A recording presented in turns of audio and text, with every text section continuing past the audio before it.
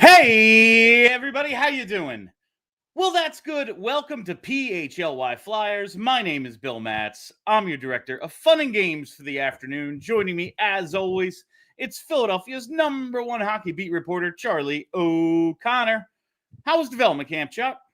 It was great. I'm fresh from scenic Voorhees, now back home and ready to do a show and tell everyone not only what I saw and learned at day one of development camp, but also to break down the aftermath of day one of free agency, which was yesterday. We obviously were live with you guys for 2 hours yesterday, the hour leading into, and then the first hour of the new league year. But then after that, I went over to Voorhees to interview Danny Briere. So we had some updates from the general manager of the Philadelphia Flyers, Daniel Briere. Yesterday, I wrote a big article on it on allphly.com for diehards only. So if you're not a member, become a member and read it. We still got our big deal going on right now. But William, I am now ready to talk about all these things with you at our 2 hour later than usual time of 2 p.m. Eastern Standard today. Yes, thank you all for joining us at this little bit of an off time 2 days in a row. Yesterday started an hour early for the 2-hour show. Today, we pushed it back a little so we could bring you all the news and notes for development camp, and you could hear them straight from Charlie O'Connor, who covered them in person. And like he said, he's getting better and better at this each day. Not only does he give us the absolute best coverage of this team in the city, now he's selling the diehard subscriptions, doing my job for me. It's only a matter of time before I am replaced by AI, probably. But no, I mean, never, Allen Iverson. never. I'm wearing it. Maybe by Allen Iverson. Yeah, this actually isn't a Allen Iverson would probably do an incredible job. This is a Snack Time, the band that played at the Jason Kelsey show that they filmed right down by us. What the hell's that venue called? The Union Transfer. I went to a couple of those, and their band wore like my favorite venue in the city. It is a really, really cool venue. The old, was it the Spaghetti Warehouse or Spaghetti Factory or something? Yeah. Anyway, we are here, Charlie, and I guess the biggest news to come out of free agency day, and we can get back into the signings. We talked about the important ones. They all happened while we were on the air yesterday. Yes. Vladar, Juleson, and of course, Christian Dvorak. But the biggest news probably to come out, other than the lack of Shabanov signing, we'll talk about that in a little bit. Maybe it'll break during the show again. They have been pretty nice about doing things while we're on the air. It was the Tyson Foerster injury, and that's where I want to start today, Charlie. What do we know? What's the time frame? It happened at the World Championships, which I know is a great tournament that you love so much. It's awesome that one of our best young players was injured there and could miss the start of the season. Wasting everyone's time. Yeah, what do we know about the Foerster injury after yesterday's remarks from the general manager? Yeah, well, mid-afternoon, Anthony Sanfilippo of On Patterson reported that Tyson Foerster had suffered what he reported to be a bicep injury. And that there was legitimate concern that he could miss, that Tyson Foerster, not Anthony Sanfilippo, that Tyson Foerster could miss up to the first 3 months of the coming season. Obviously, would be a severe blow to the Philadelphia Flyers. Foerster, while not yet one of their best players, is certainly somebody who they're hoping can become one of their best players. They just signed him to a 2-year contract extension about a month ago. So, of course, when Danny Briere did his post day one of free agency availability, he was asked about Tyson Foerster, and Briere went into more detail on what happened. Basically, what Briere told us was Foerster suffered what appeared to be a minor injury at the World Championships to his elbow. They didn't think it was that big of a deal, but then it turned out that an infection set in. So he went I think the way Briere described it was a procedure. I presume that means it was some type of surgery to go in and address the infection. And now they are waiting to see if the infection either clears up or whatever. I'm not a doctor. I'm not going to pretend that I know the ins and outs of Tyson Foerster's diagnosis, especially when I'm not his doctor either. But even if I was, I'm not actually a someone who went through medical school, but it seems like his status is up in the air. Now there is legitimate reason for concern that he could miss time to start the year. Whether he misses 3 months like Anthony Sanfilippo reported or not, I guess we shall see.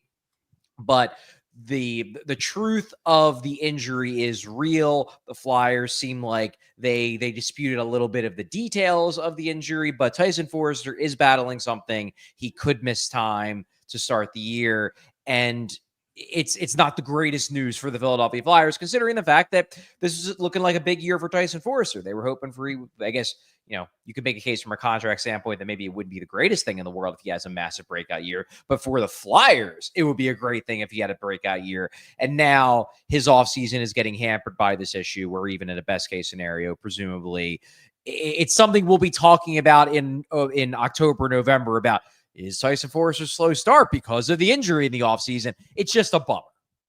I think that was my biggest thing here, because it's the beginning of the season. Maybe if he misses time, we don't know the time frame. They're still waiting on some testing and a bunch of different things to come back. So we'll see whether it's the infection, the bicep, the elbow, all that we'll find out in the coming days and weeks, I'm sure. But for a guy who the last 2 seasons we've come in with very high hopes for, and you look at the goal total at the end of the season and go, all right, not bad, 20 and 25, pretty good start to his career. You just go, man, but what if he hadn't gotten off to slow starts? What would this guy be looking like? What would we be penciling him in as? And now, if nothing else, it seems like gains to be made this offseason and getting off to a hot start next season feels like this is yet another roadblock for him in terms of getting off to a fast start to a season. Yeah, this is legitimately concerning. And yes, it's not just because of the fact that he might get off to a slow start. He may miss time. Infections are concerning. We saw the same thing kind of happen with Rasmus Ristolainen over the past, let's say 18 or so months. And he's had recurrences of this triceps issue.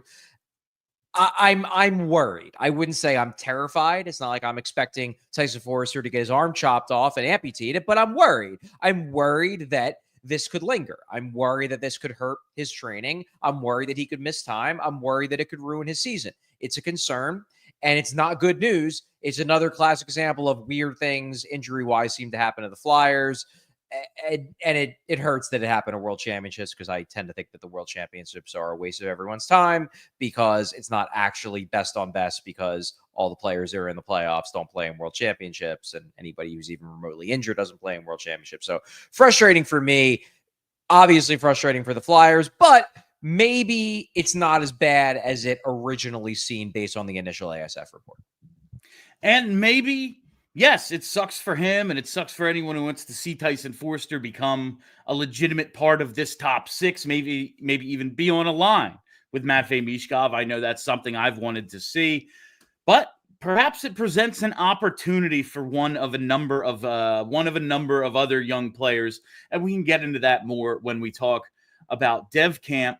But just talking about, want to get into a little bit of free agency from yesterday into today, Charlie. No major moves, I would say. They did address goaltending. They added some center depth. And like we said, maybe Dvorak can get back to being the play-driving middle 6C he was during his time with Rick Tocchet in Arizona.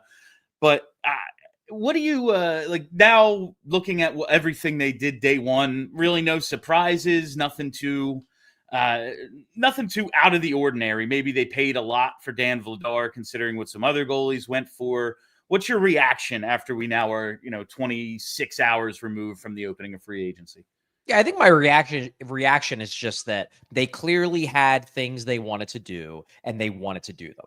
They wanted to get another center. So it was, okay, let's overpay for Dvorak for 1 year because it's 1 year and who cares? And with Vladar, they probably could have maybe waited out the goalies and tried to get somebody at a bargain. Try to get somebody at, 2 years, sub $2 million, like a couple of the guys who did sign. Instead, they're like, you know what? Dan Vladar told us weeks ago that he wants to be on the Philadelphia Flyers. He's interested. Let's not end up being the team playing musical chairs that ends up without a place to sit down.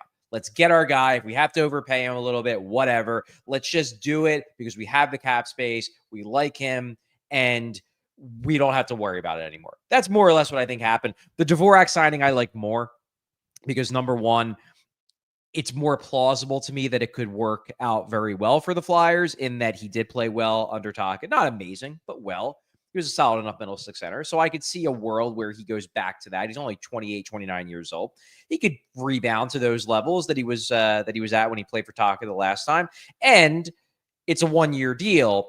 It's very easy to see the Flyers turn that into a $2.7 million cap hit and then turn him into a second or third round pick. So you're essentially buying a draft pick. So Dvorak, it's like, all right, fills an immediate need, and you're potentially selling a guy.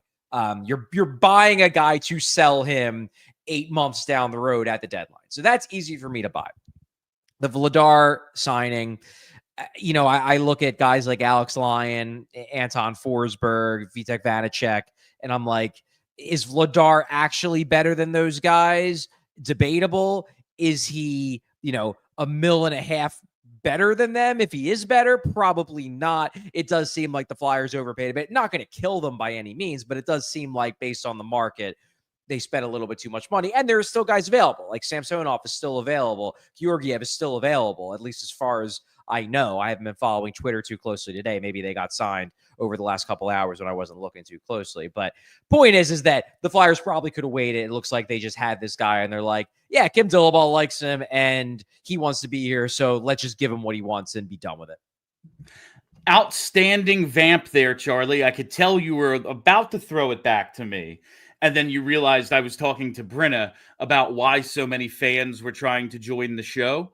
And the answer is because when I tweeted out the show tweet, I sent the StreamYard link. We are obviously not in the studio today. I did not post the YouTube link. I posted the StreamYard link, and Brenna has taken care of all of it. So sorry for those of you who thought we were going to have you on the show today. I don't think it's that kind of day. It's just general incompetence from your director of fun and games, as is usually the case. But no, about the free agent signings, I think, like you said, my main takeaway after stepping back and looking at it, like, okay, yeah, 5.4 seems like a lot for Dvorak, but it's 1 year. Maybe they flip him at the deadline, cover 50%. And hey, is he that much worse than Scott Lawton? Who knows? They got a pretty decent return for him, Yeah. But you look at the Dvorak and Vladar contracts, and to me, it's what did we want to do? We checked those boxes, and now we're basically done. Like that seems like that kind of seems like, and I'm sure there will be other, depth signings, guys with two-way deals, guys on AHL contracts. We saw a couple more depth signings yesterday with, what's the guy's name? Dennis Gilbert, I think was his.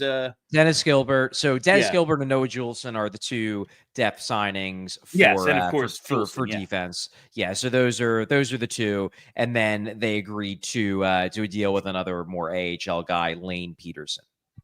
Yeah, and Lane Peterson. Combination of Doug Peterson and Lane Johnson.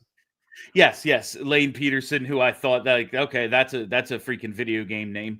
But yeah, it seems like that is kind of what their day one, their day one agenda was. Let us check these boxes. If we end up overpaying for Dvorak, if we end up maybe not getting the best deal on a goalie, whatever, guess what? We have the things we were looking for. And then Juleson, it is the, okay, Tocchet guy, size on the back end, maybe some Risto insurance in case he misses the beginning of the year. And we have some of that element still, even if he's missing. So I totally get what they did. I completely understand the thought process of yesterday's. It wasn't the most exciting free agency. We still await Shabanov, and we'll get into him in a little bit. I don't think he signed in like the 20 minutes since I last looked at Twitter, but I guess, and you were, of course, the realist yesterday. You knew, you were fairly confident. We never know, right? Anything can happen, but you were fairly confident this was the type of day it was going to be. No crazy, okay, we signed whoever to a 7-year contract or gave out $100 million. It was never going to be that. It was filling specific holes and creating the opportunity to do things like, well, we have no centers and we have all these wingers we're looking to evaluate. How do we do it? We get them some more centers. They go and do that. We have this defense. We like it, but we've surrendered more goals in the last year and a half than like anyone since the 80s. So maybe we can't evaluate them until we're pretty sure 90% of the pucks they face are going to be stopped. All right. We handled that the way we think we should have. now it's all about the pieces already in place. Like that's my takeaway is it showed that they are committed to being a better team, but anchored by the pieces already in place. And these are just kind of support players. Yeah, and with Dvorak, I think it's probably more about, and I mentioned this on the show yesterday, it's more about avoiding possible disaster down the middle than really like, oh my God, we need a center because we just don't have enough.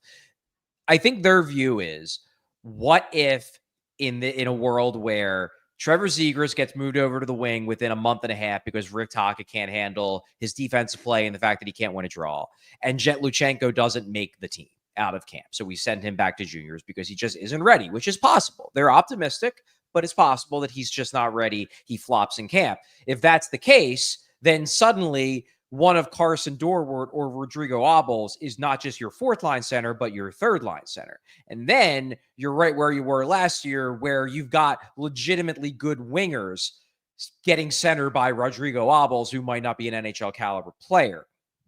With Dvorak, now you've got that insurance that even if Luchenko isn't ready and even if Zegras has to go back over to the wing, at least you've got three clear-cut NHL caliber centers in Noah Cates, Sean Couturier, and Christian Dvorak. Are any of them amazing? No. Noah Cates is very good in his role. Sean Couturier looked good at the end of the year. Christian Dvorak at his best has been a decent enough middle six center. So none of them are high end, but they're all competent. None of those guys are going to completely hold back the young wingers they're trying to develop.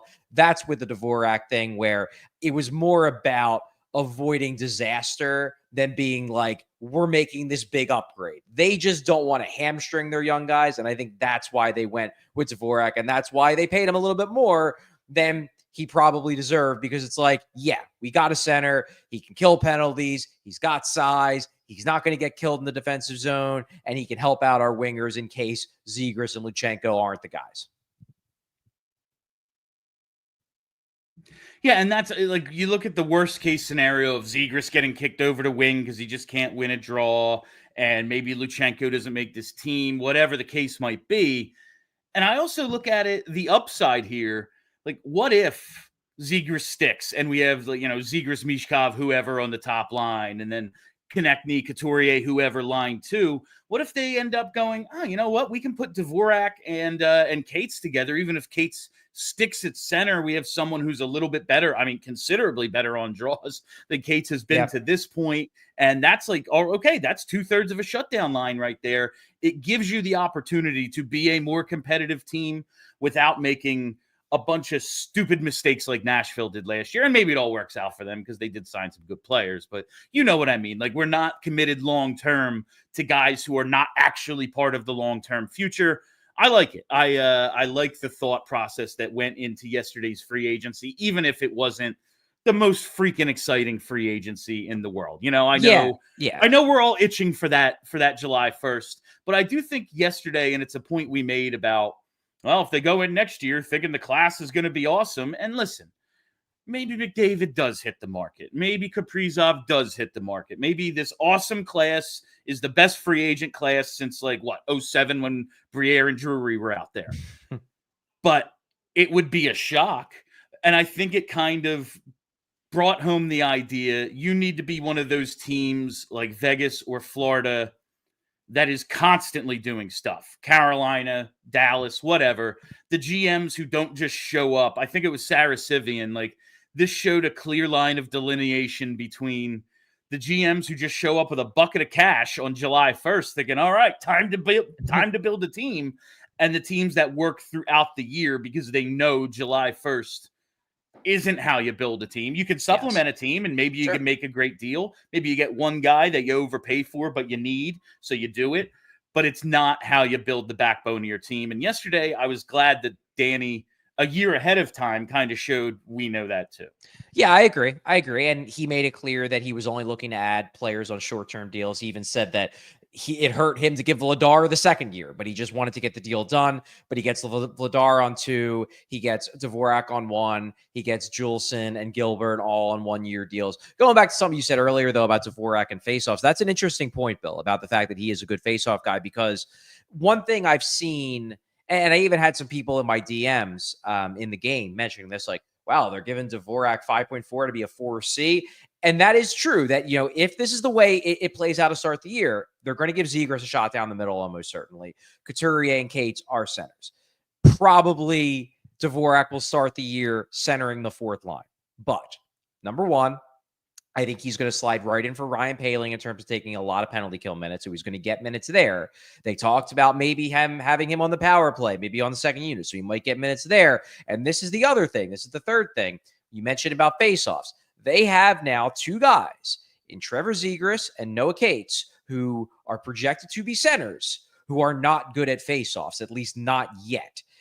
I could see a world where, yes, Dvorak is the 4C, but maybe he gets 5 or 6 extra shifts throughout a game as the wing or even as the face-off taker when Zegras wants to be started in the offensive zone, but they don't trust him to win the draw. That might be a way to get Dvorak more shifts and have him finish with 15 minutes a night, even if he's technically on a line where his two wingers are averaging 10, 11 minutes a night.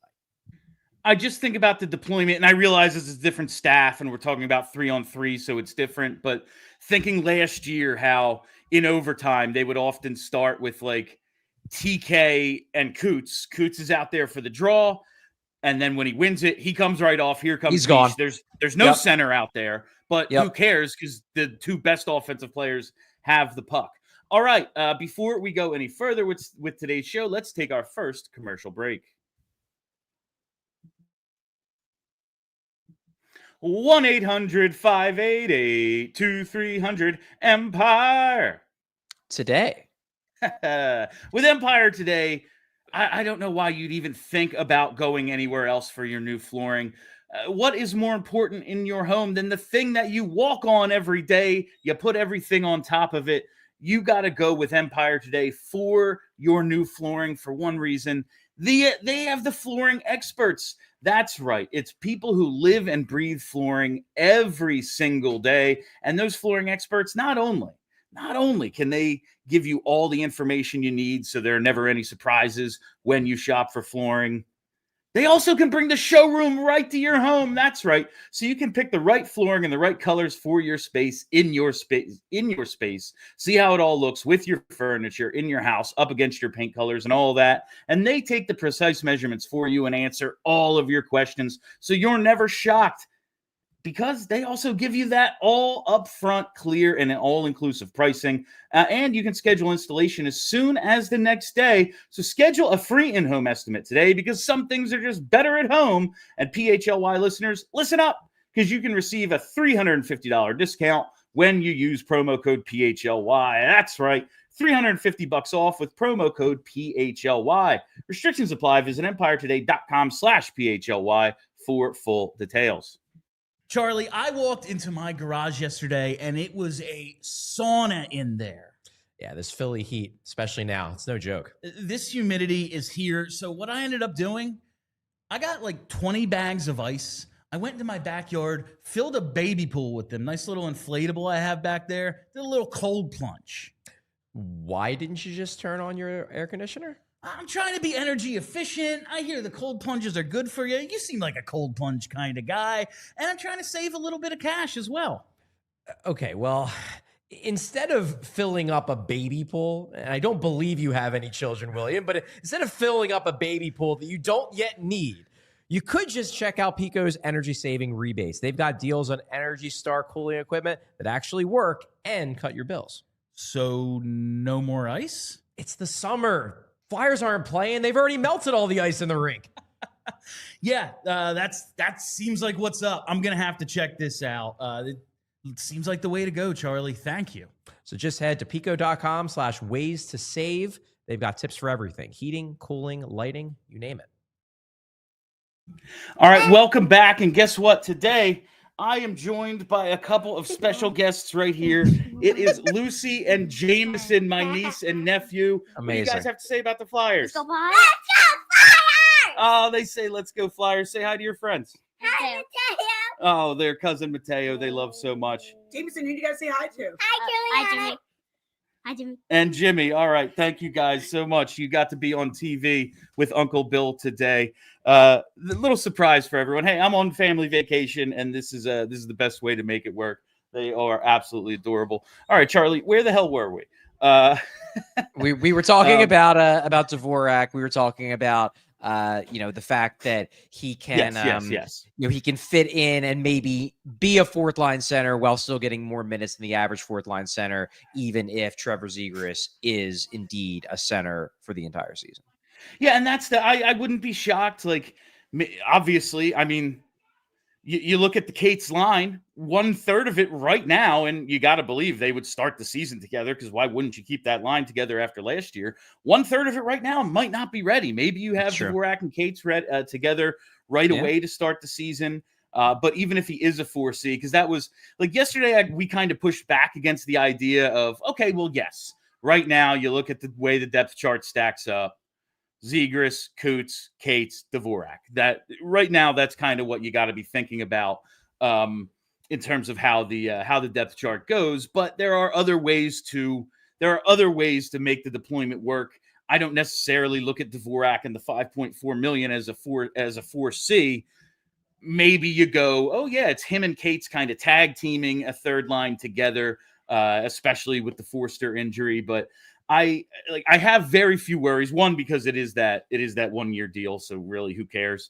It's not going to bleed over into next year. You do have, as we talked about yesterday, the ability to flip him at the deadline if you absolutely need to do that. Say you are crowded at forward. Say a bunch of this stuff works out. Say Foerster's injury isn't that bad. Say Alex Bump makes this team. Say Jet Luchenko makes this team. Suddenly, you don't need Dvorak. That's a nice problem to have for a team that, I know I always say they have no centers. You say, well, they have them, but for all intents and purposes. But I was talking to, we'll have this posted eventually. Chris Jastrzemski joined me today from NHL on TNT. He's a producer and researcher over there, best known for his antics with Biz on the TNT show. And he was like, oh, yeah, 4C, Dvorak, it could be worse. And I'm like, is it? Like, I just don't see it as a 4C, but if that's the way it goes, you kind of have 4 good lines as well. Yeah, it's true. The other thing I wanted to talk about was the goalie situation, obviously. Yes. We talked about Dan Vladar. We did do that, but I think there was not consternation, but coming out of the Danny Briere press conference, I was surprised at how many people interpreted Briere's comments about the goalies to be, oh no, they're going to go 3 goalies again. That is not the way I heard it. That's not the way I interpreted it. I straight up asked Briere, is your tandem going to probably be Dan Vladar and Sam Ersson? And his answer was yes, based on what they've done, what all 3 of them done in the NHL. It's probably going to be Ersson Vladar. Then he said, look, every team needs 3 goalies. Everybody in our organization is going to be ready because guys get injured. It seemed like a lot of people interpreted that to mean they're going to go 3 goalies. I very much interpreted that to mean, if you look at, and I've said this all the time, if you look at every team in the NHL at the end of the season, they all have 3 goalies in their season-long stat sheet because goalies get hurt. Bill, were you one of the people who listened to Danny and thought that he meant they were going to keep 3 goalies again? Because I did not, and I was surprised at how many people who did. No, I think it's a lot like what we talked about yesterday. I expect, especially considering they went with a guy whose career high in starts is 29, and I have kind of railed against the idea of Ersson as a number 1. Like, I kind of think that might be how it goes, because this organization does seem pretty high on Ersson, and given the right circumstances, maybe he can be a 45 to 50 game starter. I'm not a believer, but I've been wrong about plenty of things, and the Flyers and I are never going to see eye to eye on everything. But I see this as, Fedotov's going to get some games. But that's because, as you said, all third goalies see games. Like, we are, you look at something there, building into the new CBA, and don't worry, this isn't CBA talk, Charlie. But like, there's going to be a permanent e-bug. Like, you're going to basically have, now that's not your third goalie. You want your third goalie actually playing. And it's not going to be next year. Yeah, and it's not going to be next year. But just the idea, like, yeah, your goalies get hurt. And sometimes it pops up out of nowhere because, again, you do like 12 splits a game and you're on the ice for all 60 minutes when you play. Guys get hurt, and you might need that emergency situation. But I see this as, Fedotov is probably going to get some time. they're paying him enough. Might as well get your money's worth, But I did not read this as like, here we go again, because we know they don't want to. Right. That's the thing. No one wants to. They've told us over and over they think it's bad. They think having 3 goalies on the active roster is a waste of a roster spot and really, really hard on the goalies because, as we've said, they haven't reformatted the ice. It's not a triangle. There's 2 nets. That's it. Like, that's it. So I didn't see this as, we're going 3 again. They're going to use 3, maybe up to 5 or 10. Who knows? It's the Flyers. It is the Flyers. I think it's going to be Vladar, Ersson until something inevitably goes wrong. Yeah, and Briere also said, which I thought was interesting, he said that he had this conversation with Ersson and Fedotov at the end of the season that, look, goaltending this past year, it just wasn't good enough. It was not good enough, and we are going to make changes this summer. Be prepared. Now, for Ersson, that change is, hey, you're not going to necessarily be the unquestioned number 1 like we told you were going into last season. For Fedotov, I'd have to believe he realizes that there is a good chance he is going to start the season down in the minors next season and serves as the number 3. That was my read on the situation. Another thing I wanted to talk about, because I think this was something a lot of people have been clamoring for an answer to, so I asked it about Kim Dillaball. And Kim Dillaball, now that it's been confirmed, Rick Taka confirmed it with us over the weekend at the draft, that Kim Dillaball will indeed be returning as goalie coach. He is the only holdover. I believe video coaches are coming back, but he's the only holdover in terms of coaches like officially on the staff that you see and that are positional coaches. Dillaball's coming back. A lot of people looked at that and said, I don't know. The Flyers have had the worst goaltending in hockey for 2 years running. Why is the one guy who's coming back the goalie coach? I heard when Briere was speaking today yesterday, Briere was explaining why Vladar. And one thing he said was one of the reasons why we went with Vladar is because Kim Dillaball really likes him. And that kind of gave me the in of being like, okay, Kim Dillaball is having a real influence in terms of which goalie you pick. Why is Kim Dillaball still the goalie coach after you turned over every single other coach? What is it about him, especially given the struggles in goal, that has you so confident that he's the right guy to be influencing your goalie decisions? And number 1, I think it really came down to 2 things. Briere said, number 1, they don't blame him for 2023, 2024. They look at that as he was doing a really good job with Carter Hart and Sam Ersson, with both of them. He had them in their ideal spots, and everybody was doing real good. Everybody was happy. Then what happens to Hart happens to Hart. He's gone. Ersson gets thrown into a much more workhorse type role and flops. So they're not blaming that on Dillaball. They're blaming that on the circumstances. Briere did say, however, that we know last year he needs to be better. We all need to be better. And the strong hint that Briere, and maybe I interpreted this wrong, but I will read the let me read the quote because it was interesting. It was Carter was on the right track. Ersson was on the right track. He was doing a really good job with them. And unfortunately, that went sideways and put us in a little bit of a bind for the last year and a half. So, okay, he's cutting him some slack because of the Carter Hart thing. Then the follow-up quote was, we feel he's earned it before. And hopefully it was just a bad year last year and our goalies get back on track. He deserved to have a look. So he's basically saying, look, I'll give you 2 years ago. Yeah. Last year was a bad year, but we liked what he did before that, and we felt like he had earned the right not to get tossed aside just because of 1 year we evaluated as poor. But then that last line, he deserved to have a look. A look is not you have job security. A look is, hey, if next year is just like last year, yeah, we're going to have to move on. We gave you a guy in Vladar that you think you could make something out of. We're hopefully going to split the time better between Vladar and Ersson than it was with Vladar and Fedotov. He's getting one more shot. This very well could be Dillaball's last chance to show that he's still got it as a goalie coach. Charlie, I know that you couldn't even possibly ask this, and if you did, you'd get no answer.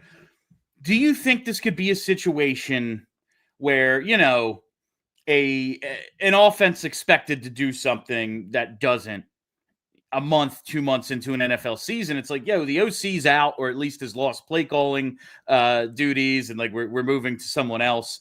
Do you think this could be in like a Thanksgiving situation when the save percentage is again, 868 or something?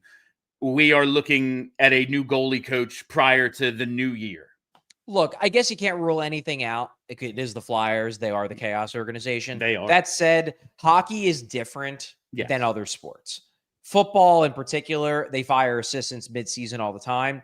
In hockey, it does happen once in a while, but it's pretty rare. Usually assistants only get moved out midseason if a head coach is fired too, and then the assistants leave with the head coach. Like think back to when Alain Vigneault got fired and Michel Therrien got fired as well. Mike Yeo stuck around, but Michel Therrien left with Vigneault. French Mike was gone. English Mike stayed.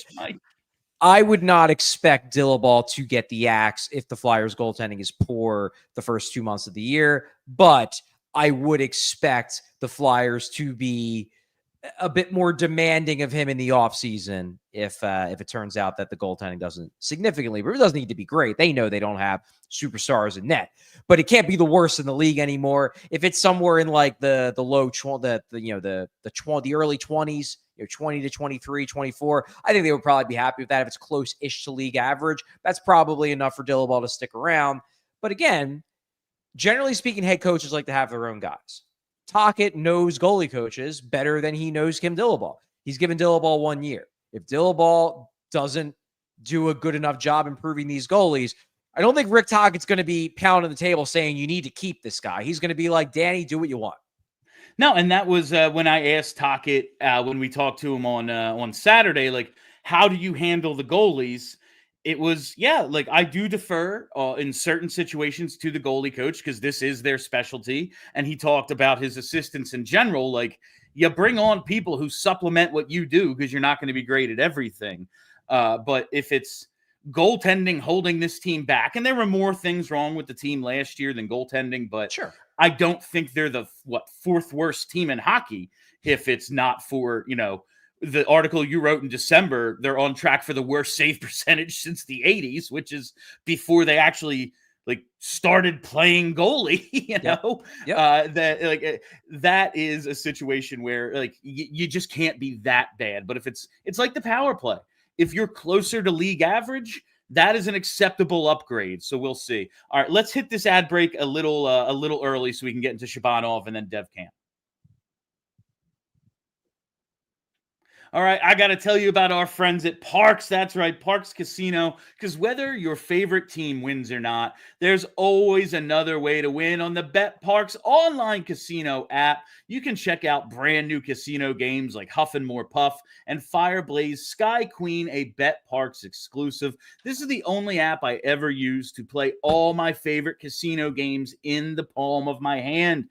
You can play blackjack, roulette, craps, poker, baccarat, and hot online slots like Cash Eruption, 88 Fortunes, and Cleopatra. I know Charlie is a blackjack guy. I'm more of a roulette person, more into the roulette and the slots, but I know Charlie likes his blackjack. I wonder if he's been using the online app.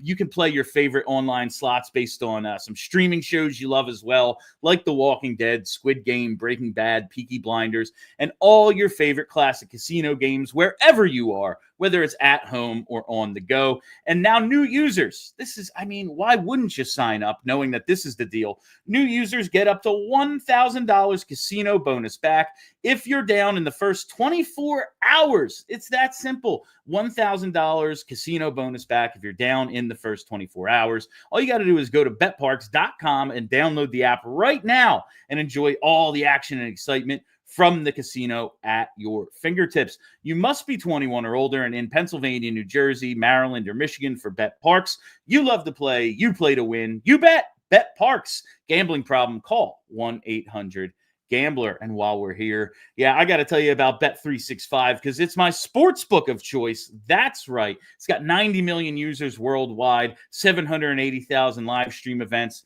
They're one of the pioneers of live in-game betting, and I love those early payouts.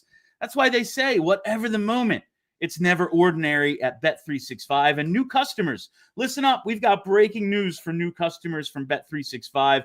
You can now get $150 in bonus bets when you bet just $5, win or lose. All you got to do is sign up, use the code PHLY365, deposit $10 and place a bet for $5 to get $150 in bonus bets if your bet wins or loses. Bonus bets can be used on the spread, totals, player props, futures, and more. Whatever the moment, it's never ordinary at Bet365. Must be 21 or older and physically located in PA. If you or someone who has a gambling problem and wants help, call 1-800-GAMBLER. And that brings us, Charlie, to the big deal. The big deal is presented by Cherry Hill Kia. Kia of Cherry Hill. You know I love me some Kias. Big fan of that Kia Soul. But the big deal is a deal, to my knowledge, that has not been reached yet, whether it is with the Flyers or the rumored Utah Mammoth, New York Islanders, or New York Rangers. Maxim Shabanov. Do we know anything more than we did yesterday, Chuck? Not really.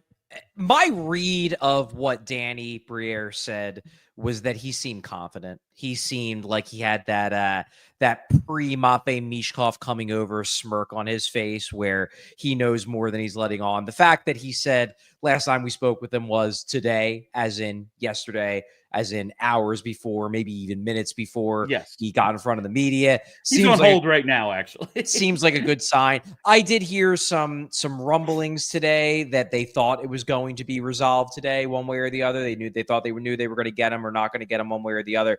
And I do think the general league consensus that the Flyers are still the favorites. So I don't think this is necessarily a case of because we haven't heard anything that's bad. That said, I'm mildly surprised he hasn't announced it yet, because what I had been hearing is that he had been telling his friends in Russia that he was going to sign with the Flyers. It's like, if that's the case, then why don't you just sign with the Flyers? But I still, if I was putting money on it, I would still put money that the Flyers are going to ultimately be the ones that get it. If you want to do it on the Bet365 app. I don't know if they have landing spot for Maxim Shabanov, but might not be on the board. Might not be one of those 78 different markets that you're able to bet on.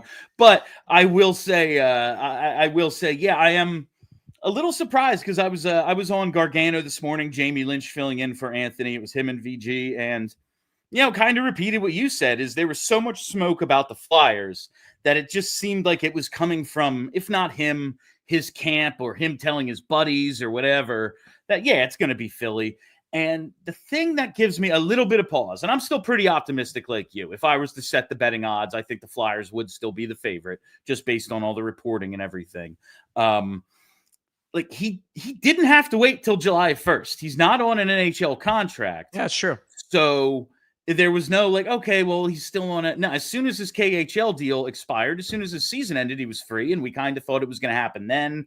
Then we got the Hockey News Hub report that, a lot of these international free agents are still just going to wait till July 1st because that's what they're going to do. And then it is now, again, almost 25 hours since free agency opened. No resolution. Of course, we will be coming to you whenever there is some resolution to that. I really hope, if it's not during the show, it's not today, Chuck, because after this, I don't want to be waiting around to do an emergency pod. But Jamie was really hoping that it happened an hour before or an hour after to take advantage of the big boost that emergency pods give us. Fair. But I am I'm still optimistic, and I think given the Foerster injury, because that was one of my questions is, I want Shabanov. I want to see what he is. It's fun. It's an international player. You're making a high upside acquisition that doesn't cost you anything but an ELC, like one contract spot. If he stinks, he stinks. If he's great, you figure a way to keep him around. With the Foerster injury, I feel like there's more opportunity now, or at least there could be in camp or something like that, for him to really solidify himself here. I am a little like, why hasn't he signed? Like, what is the problem? Because it's Philly. We're always going to go, oh, what went wrong? How did we ruin it? And you look at the other teams involved, especially the two New York teams. They also have decent rushing contingents as well. So I'm just, I guess we're all just on watch, waiting like the Flyers are. Yeah, I certainly don't have as big of an issue with Maxim Shabanov as Kevin Kurz does. Kevin seems to actively dislike Shabanov, which is very funny. But I will say we need someone. We need a counter argument, because I know nothing about it. I have no idea. I know he's short and he's good. That's it. I will say, though, that it is starting to irk me a little bit that he hasn't made a decision yet. Like, dude, just what are we waiting here? Just pick a team, man. You could have done this 2 weeks ago. You've been leaking stuff that the Flyers are the team. Like, if the Flyers are the team, just sign on the line that is dotted. Just stop having us wait. That's all right. So Marner is done. Like, Ehlers hasn't signed yet, right? Ehlers, he has not signed yet, although I did see, I think it was Chris Johnston reported today that the expectation is Ehlers will have a decision by end of day today. It is a little annoying, but I kind of respect if he is waiting to be the big story. Like, just but he's for not. him. But the thing is, he's not going to be the big story. He's only the big story on Flyers Twitter. No one else cares around the league other than Flyers Twitter, which cares so much about it. The teams who are also involved, the Rangers and Islanders, and I guess the Mammoth. But it's not that big of a deal. I'm just saying, once everyone else is off the board, more attention will be paid to, and like, maybe he's waiting because we've heard Evgeny Kuznetsov might be coming back.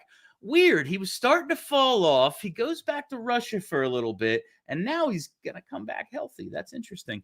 But anyway, like, maybe stuff goes on over there. I don't know. Just saying. Like, I wonder if he's waiting out, like, the biggest names and all of those resolutions. Like, it annoys me, but I also kind of respect it. He's like, no, I want the headline that day. I do not think that is the reason.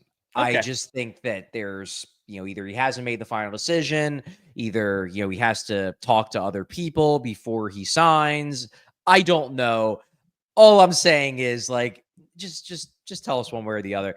And I don't think, like, I think where you're coming from, Bill, is you are speaking because you are very much sucked into the world of Maxim Shabanov is the most important story and everyone's talking about it. Whereas in reality, very few people are talking about it. It's just that we are in a corner of the hockey world where everyone in that corner of the hockey world is talking about it. I don't think this is like, Mikko Rantanen or Mitch Marner. I don't think it's that level of story. I do think it would be a bigger story, like on July 8th, when everyone has signed and now international free agent comes over. Maybe they're negotiating, like, hey, you're gonna come up to New York and carry my bags for me, like you did Matvey. I was a KHL MVP finalist. He wasn't. You're gonna come over. Maybe that's what they're negotiating, and the deal is all but done. Except for that. All right, Charlie. That brings us to The Future is Bright, brought to you by our friends at Shady Rays. I wear my Shady Rays every day. Go to shadyrays.com, use that PHLY code, and get 35% off. Sun appears to be coming out down here in Sea Isle, which is nice. Rained all Shady morning. Rays. Yeah, rained all morning, so I'm going to get a chance to rock my Shady Rays once we wrap up today's show. But the future is bright. It is Dev Camp, Charlie. You were there. It's the first day of On Ice. This is kind of an empty the bucket situation. Let's start out with the headliner. It's our first look up close at Porter Martone. How do you look rocking that 94? I mean, he looks good. He's obviously big. He had a really good interview, comes off as a really good kid. Obviously, we interviewed him over Zoom after the pick, but this is the first time we met him in person. Yeah. He just comes off as very polished and a genuinely good kid. I would say that to start out the day, he didn't look that impressive. Then he got better as the session went on. And what really popped over the second half of the sessions that I watched, the playmaking and the passing. I posted a video of a really good pass that he made right around the net. That is his MO. That is maybe his best skill, is his vision, his instincts, his awareness around the net, particularly in terms of finding teammates. So you were seeing that. The one thing that was a little underwhelming today, and perhaps he will improve upon this as the camp goes by. I've seen that happen with a lot of guys where day one, they're trying to get their feet wet. Then by day 2, day 3, day 4, they really start rolling, high-end prospects. His shot wasn't that impressive. He didn't score all that many goals. He was having trouble beating goalies clean. A lot of shots were getting stopped. He was trying some dangling maneuvers around the net, wasn't able to finish. But the passing was what really jumped. And he looked good in puck battles along the boards. There were some battle drills. He looked strong. I would say good first day, not a holy crap, he is clearly the best player on the ice first day, but the passing in particular really popped. Now, I want to talk about a guy like Alex Bump, who probably has the leg up in terms of potential to make this team. Now, maybe Martone comes Maybe to he doesn't. camp. Who knows? Maybe rookie camp. He comes in, blows them away. Regular camp happens. Hell yeah, he's the guy. But I kind of think it'll be a bump in that driver's seat maybe if Foerster's out. How do you think? Do you think Martone has a legitimate chance to make this team though? I do. I actually do think he has a legitimate chance to make the Flyers out of camp. He spoke like someone who's going to try, and I think the Foerster injury, yes, the door was already open a bit. Now it's legitimately open, at least for that 9-game trial, because physically he can handle it. Now, look, he can get stronger. He can put on some more muscle in certain spots to make himself more NHL ready. But he is big and strong enough that I am not concerned he's going to get injured. I'm not concerned that he just can't handle, battling in the corners with big NHL defensemen. He can do it. So really, it's just going to boil down to how he looks in camp. Now, if he looks overwhelmed by the pace of camp and then of preseason, then send him back or talk about the possibility of getting him in college if you can get him late in roles. But if he can handle the pace and he's physically ready, and now you have a spot potentially opened up for a similar-ish winger in Foerster, I don't know why you wouldn't at least give him the early games and see if he can prove that he deserves to be here all year. Like, he's old for his draft year, so it's not like he's Luchenko where he just turned 18. Like, he's going to be ready to turn 19 when they get to camp. So is he older than Jet? No, he's not. No. He's only a few months younger. It's only, I think, about like a month and a half in terms of him being older than Jet. That would be insane. I don't know why. Yeah, so for me, I would say, why not? If he proves that he's good enough, and he's obviously a really good prospect. I don't think it's like, oh, if he doesn't make the team, he stinks. Sometimes guys just aren't ready. They're not quite yet ready. But if he's ready and if he's scoring points in in preseason games and he's popping in drills and playing on a line with Trevor Zegras or Sean Couturier and looks good, then I would say, why not? Yeah, I like hearing that from you because I'm always the gung ho. Me and Kelly, if you're an NHL player, put him in the NHL. Who cares? And you usually go, well, they have this and that, and yes, while every guy, even every player in this Monstars roster that the Flyers just drafted, they're all huge. They all, even though, can get stronger and more physically ready. But this, if he has the tools and they think he can keep up with the pace, which is something we'll learn in the preseason and throughout all the camps, then I'm all for it, obviously. But it makes me feel good that you're not like, all right, I know we're excited, but let's back up a little. I'm full speed ahead as long as like what I am opposed to doing though. I'm opposed to just putting him on the team if he has a mid camp and scores 1 assist in 6 preseason games. I'm not going to force him on the team. He has to bang the door down, but I'm making sure that door isn't made out of impenetrable steel. You know what I mean? Absolutely. It's a wooden door, but it's one of those wooden doors you can kick in relatively easily if you've got shoes on. It's a prop door. It's a prop door. This is a movie set. It's a door. It functions, but you can knock it down. All right. I want to do Jack Nesbitt and Alex Bump before we just kind of go rapid fire, empty the bucket, Charlie. So Jack Nesbitt, the other first round pick, one of these monsters that the Flyers drafted, 6'5". How did he look out there with the other prospects at Dev Camp this morning? So I would say one thing I was expecting. Actually, there were 2 things I was expecting and 1 thing I wasn't. Okay. I was expecting him to impress me with his skill. He did. The skill's there. He made some nice moves, especially around the net. He's got real good hands around the net. The skill is there. This is not a guy lacking skill. The skating wasn't good. It was as I saw on tape, he doesn't have much jump. He lumbers, I think is the word I use. He lumbers. The skating needs a lot of work. So that didn't surprise me. What pleasantly surprised me about Nesbitt, and Riley Armstrong actually noted this, he does have really, really high compete. And I noticed this on tape when I watched him, but it's something different when you see it in person. He battles, man. Look, he's not throwing hits. Shane Van Sage was throwing some reverse hits and whatnot. That's not necessarily what Nesbitt's going to do.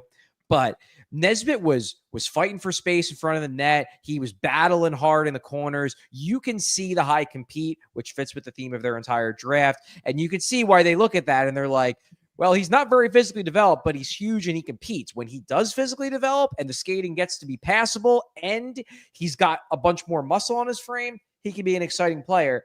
It's just going to come down to the skating because it's bad. But everything else, pretty good. It's just, I know I've said this like 3 times since the draft, but it blows my mind that a sport where you're never not skating, like there are times you don't have the puck. There are times you're not shooting or passing or defending somebody. It blows my mind. You can be a first round pick, whether you think he was a reach or not. He was going in the first round, you know? Yeah, of course. And be bad at the thing that the game never stops being. You never stop skating unless you're sitting on the bench. And he's still good enough to be thought of that way without a good skating tool. That's crazy. All right, I think a lot of people excited about my boy Bumpy Knuckles. How'd Alex Bump look today? You said he's scoring from distance. I thought he was probably the most consistently impressive player on the ice, which makes sense. This is a guy who is very sure of himself. He's polished. He's already played some pro games. He's older than a guy like Porter Martone. He popped on day one, especially the shooting ability, but the mobility as well. He seemed like he was intent upon presenting himself as a leader at camp. He was leading a lot of the drills. You saw him talking with development coaches. You saw him sort of showing guys how to do things. He is here this year to make an impression. He made a really positive one on me on day one. Bump looks good. And Riley Armstrong said he thinks there's if he goes to camp and does his thing, that he could easily see Alex Bump making the team out of camp. I think Bump has a real good shot. All right, Charlie, before I ask you to just empty the bucket on some other notes and things you find notable, you mentioned Riley Armstrong a couple of times here. When you say rave reviews, I mean, I was seeing his little media availability quote tweeted by guys from Chicklets, by Marek. It was really around the hockey universe. Okay. People impressed with Riley Armstrong. I guess he gave people a lot of scoops this summer, huh? Could be. Very well could be. It seemed as if people were really impressed. People were really impressed. He's Doug Armstrong's son, right? I think. Okay. You threw that at me. I don't know off the top of my head. So I believe that's the case. And regardless, what was it about Riley Armstrong that really stood out? Did you get that impression like, oh, this guy's going to be a GM one day, like so many people on Twitter were saying today? Not really. I mean, Look, Riley's a smart guy and he comes off good. I didn't walk out of that interview thinking that it was an especially amazing interview. It was just a good Riley Armstrong interview because he's a good guy who knows his stuff. Great. All right. What else do you have for us before we get to the super chats? Anything really stand out from day one of On Ice? Not really. I mean, Van Sagi's noticeable. He's physical. He'll throw his weight around. Needs to work on the puck handling. The skating, especially in short areas, needs some work. But Van Sagi popped to me. Cole Knubel's skating looked better year over year. That was something that I was happy to see. Matthew Guard's skating. The first couple steps, not great, but once he gets going, you can see he can move at somebody like 6'4". That's pretty impressive. I would say we're still in the early stages. Day one of development camp. Drills and stuff. The drills are pretty limited. It's a lot of individual drills. There were more battle drills today than usual, but day 2 and then day 3 especially is when you really get to start seeing what these guys are like. So didn't have a ton. I was mostly focused on guys like Martone, guys like Bump, guys like Nesbitt, but overall, solid first day. All right, and with that, we are headed to overtime. Go to allphly.com for more of the show, and we're going to be answering the super chats and getting out of here. Oh, one more noteworthy point. Jack Murtagh, man, he can shoot. That shot has zip and extremely quick release. That popped. His shot, that popped today. Outstanding. All right, more ways than one. Let's hit those super chats. First one here from JH.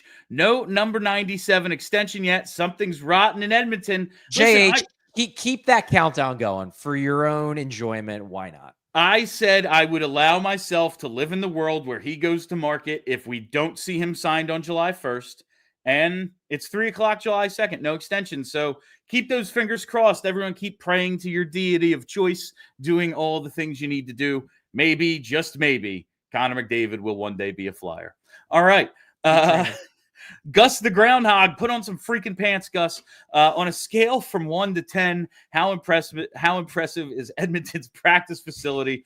And if Pronger has a chat with McDavid, could that be considered tampering? Yeah, I've never been to Pronger doesn't work for facility. anyone. Yeah, I've never been to Edmonton's practice facility. Number two, Pronger isn't employed by the Flyers. He probably won. Yeah. I don't know who he would want McDavid to sign with, but I don't think it necessarily would be the Flyers.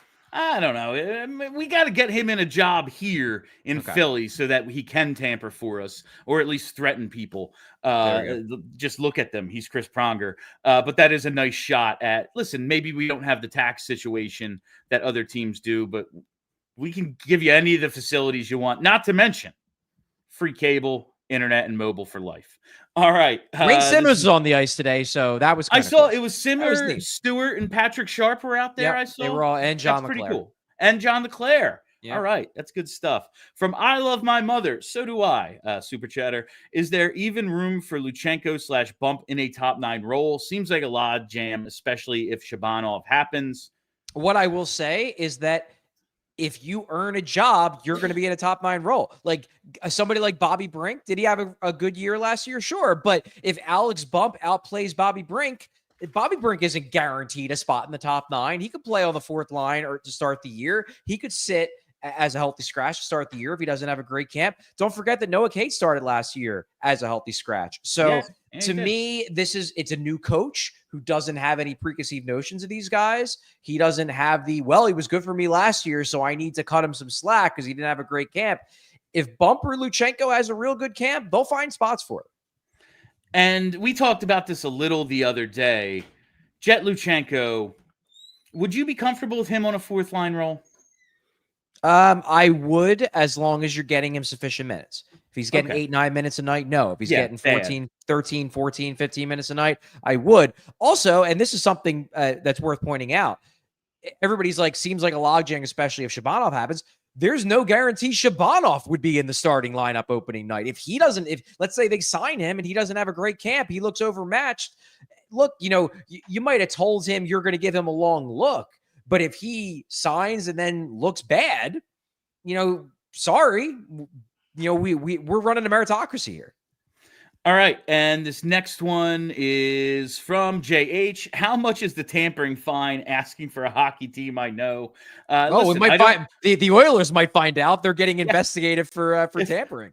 Yeah, we'll figure that out. It does sound like all the Elliot said this a bunch of times, like the NHL wants to hammer somebody, and if you get caught tampering, now, hey, if it happened on a plane on the way home from Four Nations, I don't think there's any way to prove that. Who's to say what happens at 30,000 feet? We're above the law up there, I'm pretty sure. It's sky law, to quote 30 Rock. Do we have any more? I think that was it, Brenna. I think that's it. No, that is it. So that is all the time we have for you on PHLY Flyers today. Thank you all for listening. Thank you for hanging out. We will remain on Shabanov Watch with you all. Until then, make sure you are following us right here on the YouTube page. Hit the like button. I don't think I threatened you enough today. Hit the like button. We got it so many yesterday. We got that's the new standard. I know it was a special show, free agency, but we had like close to 600 when we were just live. Hit the freaking like button. Follow us here. Hit the notification bell. Never miss us when we do go live. Follow us on Twitter at PHLY_Flyers. And follow the podcast wherever you get those. Just search PHLY Flyers. That is it for us. I am Bill Matz. There we go. That is Charlie O'Connor. Until tomorrow, be excellent to each other.